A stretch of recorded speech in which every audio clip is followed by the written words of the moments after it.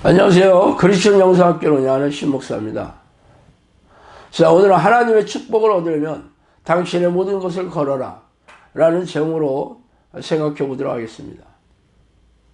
자, 우리네 교회에서 시행하는 전도 캐치프레이즈는 예수 믿고 복 받으세요입니다. 복이라는 단어는 우리네 조상들이 그토록 바람하지 않는 꿈이자 소망이었기 때문입니다. 그래서 밥사발에도 복자를 그려넣고 베갯잎에도 술을 놓아 써넣었습니다. 그토록 복을 소망한 이유는 도무지 삶의 현장에서 아무런 희망이 보이지 않았다는 역설이기도 합니다. 그래서 아낙네들은 새벽처럼 일어나 정화수를 떠놓고 무병장수의 복을 빌었고, 길손들이 넘나드는 고갯마루 성황당 돌탑에 돌을 얹어놓고 입신양명의 복을 빌었습니다.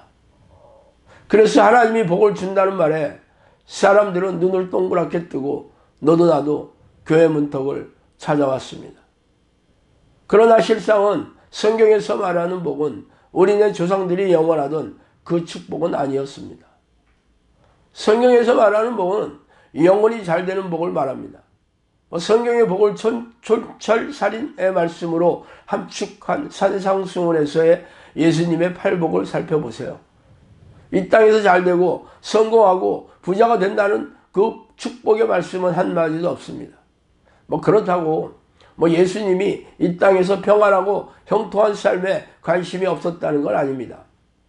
하나님이 가장 관심을 갖고 계신 축복은 여러분의 자녀들과 천국에서 영원히 같이 살고 싶어하는 복이라는 것이죠. 그러나 문제는 하나님이 초청하신 백성들이 하나님의 뜻에는 관심이 없고 세상에서 누리고 싶은 세속적인 그런 축복에만 관심이 있다는 것입니다. 그래서 이에 편성한 교회 지도자들은 교묘한 전도 캐치프레이즈를 만들어냈죠. 그래서 교회 지도자들이 성경의 복이라고 쓰면 교인들은 세속적인 복이라고 읽고 있는 형국입니다.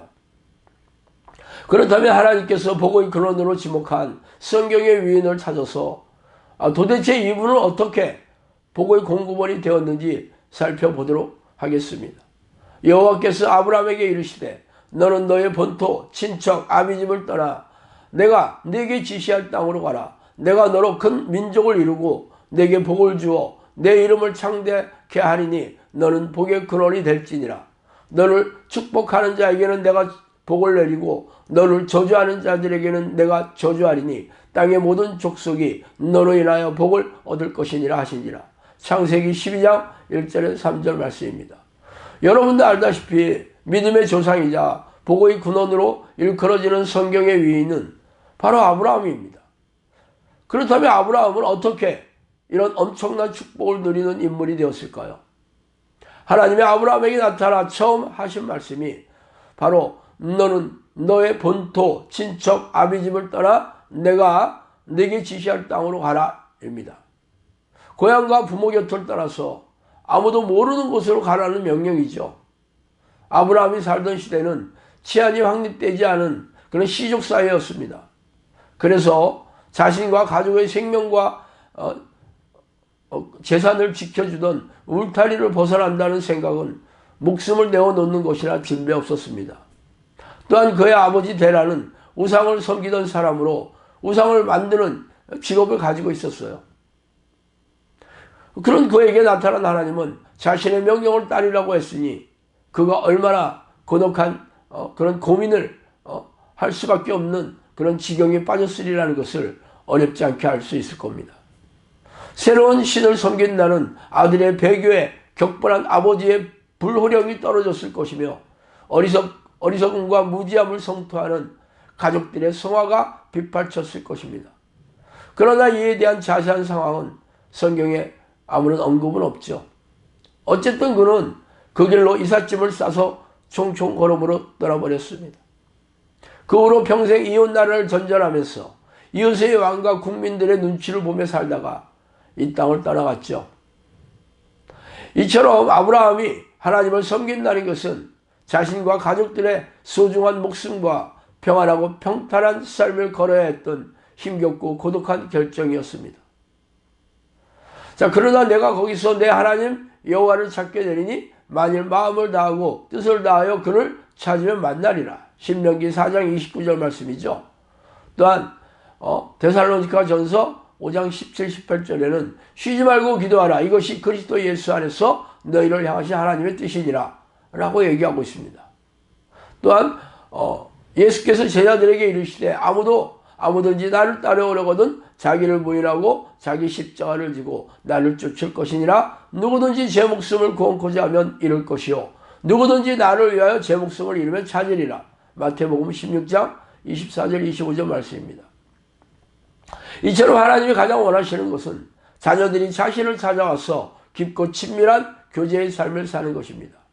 그래서 쉬지 않고 하나님의 이름을 부르고 성령의 내주를 간구하는 것이 하나님의 뜻이라고 분명하게 말씀하시고 있습니다. 그러나 그런 기도를 하는 교인들을 우리네 주변에서 찾아볼 수 없는 게 우리가 마주한 작금의 우리네 교회의 암울한 실상입니다. 간단한 영적 기도로 성령이 찾아오셨다고 믿으면 된다고 가르치고 있기 때문이죠. 자신이 믿는다고 말하면 하나님이 그 믿음을 인정해 주시는 겁니까? 자신이 입으로 시인하면 하나님이 받아주시는 겁니까? 하나님은 겉으로 드러난 사람의 말이나 행동을 보시는 분이 아니라 마음의 깊은 속내를 불꽃 같은 눈동자로 꿰뚫어 보시는 분입니다. 그래서 진정으로 믿음 있는 자녀에게 믿음의 위력을 드러내십니다. 그래서 겨자씨만한 믿음이 있다면 기적이 일어나고 믿는 자들에게 나타나는 표적으로 귀신을 쫓아내고 질병이 치유하는 기도의 능력이 나타난다고 약속하신 이유입니다. 그러나 우리네 교인들은 하나님이 인정하시는 믿음에는 관심이 없고 아전인수적이고 자화자찬하는 그런 믿음만을 앵무새처럼 반복하고 있을 뿐입니다. 그렇다면 왜 우리네 교인들은 예수님의 명령인 쉬지 않고 하나님을 전심으로 부르고 찬양하고 감사하고 기뻐하며 회개하는 기도를 싫어하는 것일까요? 그 이유는 손쉽게 구원을 얻고 하나님의 축복을 바라기 때문입니다. 그래서 일주일에 1시간짜리 예배의식에 참석하면서 구원을 기정사실화하고 11조를 내고 교회봉사를 하는 등의 희생적인 신앙행위를 하는 대가로 하나님의 축복을 바라고 있을 뿐입니다. 그러나 예수님은 영혼이 잘되고 세상에서 잘되는 축복은 그런 희생적인 신앙행위의 대가로 주어지는 게 아니라고 잘라 말씀하셨죠.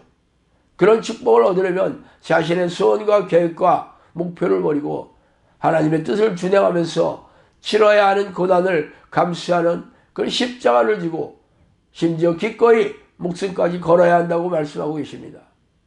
그래서 여러분은 그런 삶을 살고 계십니까? 그렇다면 날마다 쉬지 않고 하나님의 이름을 부르고 성령과 깊고 친밀하게 교제하는 기도의 삶을 실천하고 계십니까? 하나님께서 아브라함을 가리켜 친구라고까지 호칭하시며 복의 근원으로 세우신 것은 눈에 넣어도 아프지 않을 외아들의 목숨까지 혹은 자신이 가장 아끼던 그 어떤 것이라도 기꺼이 내어드리는 견고한 믿음을 보였기 때문입니다. 그런데 여러분은 하나님이 자신을 찾아오라는 그토록 간곡하게 부탁하시는데도 하루 종일 돈을 벌어 탐욕을 채우고 그 돈으로 육체의 쾌락을 즐기는 데만 골몰하고 있습니다. 그러므로 여러분의 목숨이라도 기꺼이 내어놓는 결연한 각오를 보이지 않는다면 천국은 고사하고 이 땅에서 하나님의 도우심을 얻을 그런 꿈도 꾸지 마세요. 하나님은 그런 사람들을 자신의 자녀라고 여기시고 예수님의 제자로 인정하시지 않기 때문입니다. 목숨까지도 결연히 바치는 각오를 보이고 쉬지 않고 하나님을 찾아오는 사람들에게만 하늘의 신령한 복과 땅의 기름진 복을 넘치도록 부어주실 것입니다. 오늘은 여기까지 하겠습니다. 감사합니다.